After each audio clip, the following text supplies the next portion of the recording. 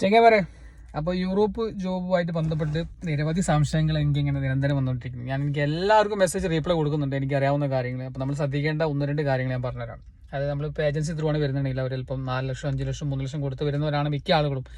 അപ്പോൾ നിങ്ങൾ ഈ പൈസ കൊടുക്കുന്ന സമയത്ത് അവിടുത്തെ പ്രത്യേകം ചോദിക്കേണ്ട ഒരു കാര്യം എന്താ വെച്ചാൽ, നമ്മൾ ഇവിടെ വന്നു കഴിഞ്ഞാൽ നമുക്ക് ഒരുപാട് എക്സ്പെൻസും കാര്യങ്ങളൊക്കെ ഉണ്ട്.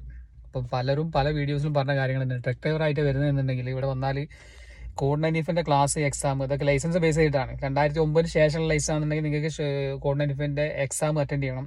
2009 മുന്നേ ഉള്ള ലൈസൻസ് ആണെങ്കിൽ നിങ്ങൾക്ക് അത് ഷോർട്ട് കോഴ്സ് ആയിട്ട് ക്ലാസ് മാത്രം അറ്റൻഡ് ചെയ്യാൻ മതി. അതിനൊക്കെ പൈസൻ്റെ ആവശ്യങ്ങളുണ്ട്.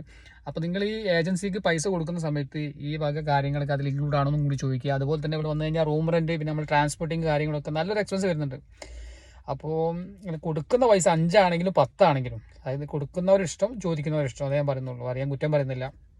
അപ്പോൾ ഈ കാര്യങ്ങളും കൂടി നിങ്ങളതിൽ ചോദിക്കുക. ഇവിടെ എത്തിക്കഴിഞ്ഞാൽ കോഡ് 95 ക്ലാസ് അല്ലെങ്കിൽ എക്സാമിൻ്റെ പൈസ, ഇവിടെ അക്കോമഡേഷൻ്റെ പൈസ പ്രത്യേകം ചോദിക്കുക. കാരണം പലരും എൻ്റെ അടുത്ത് ചോദിക്കുന്നുണ്ട്. അപ്പോൾ അവർക്കും കൂടി അറിയാൻ വേണ്ടിയിട്ടുള്ള ഒരു വീഡിയോ ആയിട്ടാണ് ഞാനിത് ചെയ്തത്. അപ്പം അറിയാത്തവർക്കായിട്ട് ഓക്കെ പറഞ്ഞിരുന്നുള്ളൂ.